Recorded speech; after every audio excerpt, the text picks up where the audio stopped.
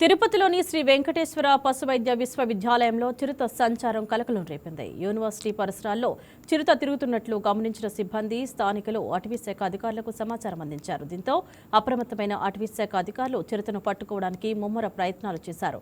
అనంతరం చిరుత పులిని సురక్షితంగా బంధించారు. దీంతో యూనివర్సిటీ విద్యార్థులు, సిబ్బందితో పాటు చుట్టుపక్కల ప్రజలు ఊపిరి పీల్చుకున్నారు.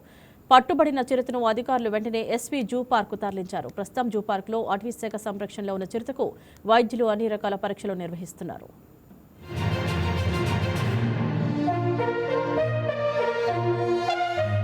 ఈ 7కి నేను వచ్చి తలుపు తాళం తీశాను, మా డిపార్ట్మెంట్ తాళము తీసిన తర్వాత మా రూమ్ దగ్గరకు వచ్చి తాళం తీయబోతున్నప్పుడు నాకు అటు అలికిడిలాగా వినిపించింది. టక్కుమని చూశాను. అంటే మామూలుగా ఎవరో ఒకళ్ళు కుక్కలను వదిలేసిపోతూ ఉంటారు ఇక్కడ. అట్లా ఏ కుక్కో ఏమో నల్లగా ఉందే, ఇది ఏంటిది అని చూస్తే పెద్ద తోక, నడుము బాగా ఇంతింతలా కాళ్ళు ఉన్నాయి, పంజా కనపడింది నాకు.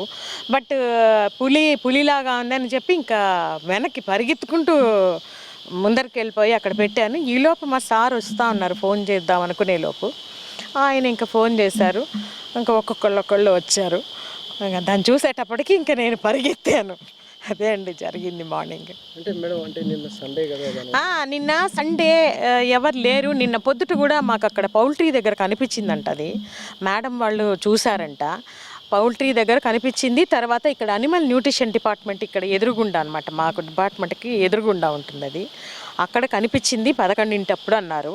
మేబీ ఇక్కడ జనసంచారం లేదు కాబట్టి ఏమీ లేదు, దానికి ఒక అంగలో ఎక్కి దూకినా కూడా లోపల దానికి హైడ్ అవ్వచ్చు అని చెప్పి ఒక ఉద్దేశంతో ఏమైనా లోపలికి వచ్చిందో మరి తెలియదు. లోపల అయితే ఇన్నేళ్లకు నేను 22 ఏళ్ళుగా పనిచేస్తున్నాను ఇక్కడ. నేను ఇంతవరకు మేము ఎప్పుడు పులిని చూసింది లేదు. అక్కడెక్కడో వచ్చింది అనుకున్నామే కానీ విన్నామే కానీ, ఇంతకుముందు ఫాడర్లో ఉంటే పట్టుకెళ్ళారు ఒక పులి పిల్లని. బట్ ఇది దానికి సంబంధించిందో మరి కొత్తదో తెలియలేదు.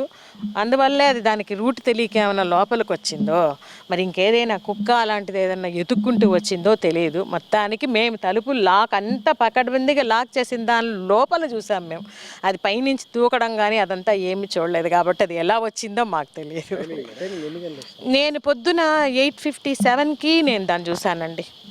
8:56కి నేను వచ్చాను. మాకు 9 to 4 మాకు. నేను రెగ్యులర్గా ఒక్కొక్కసారి 8:50కే కూడా వచ్చేస్తుంటాను నేను ఆఫీస్కి. ఈరోజు కొంచెం లేట్ అయిందనే ఒక దీంతో గబగబా తలుపు తాళం తీసుకొని లోపలికి వచ్చేటప్పటికి నేను దాన్ని చూశాను. దాన్ని చూసి భయపడిపోయి బయటకు వెళ్ళిపోయాను. అదే జరిగింది. నా పేరు రాజ్యలక్ష్మి అండి. నేను ఇక్కడ ల్యాబ్ టెక్నీషియన్గా పనిచేస్తాను. ఇప్పుడు 9 o'clock మేము వచ్చేసరికి మా స్టాఫ్ లోపల ఒక చిరుతపులిని పిల్లని చూసామన్నారు. సో వెంటనే అన్ని తలుపులు వేసేసి ఎవరిని లోపలికి పోకుండా అసోసియేట్ని కాల్ చేసామండి. అసోసియేట్ గారు ఫారెస్ట్ డిపార్ట్మెంట్కి ఇన్ఫామ్ చేశారు.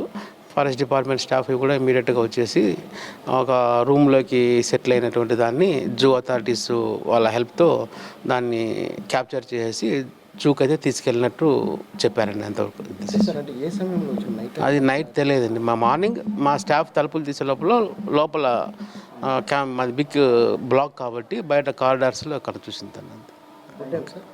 నేను డాక్టర్ వీరబ్రహ్మయ్య, ప్రొఫెసర్ గైనకాలజీ. 7కి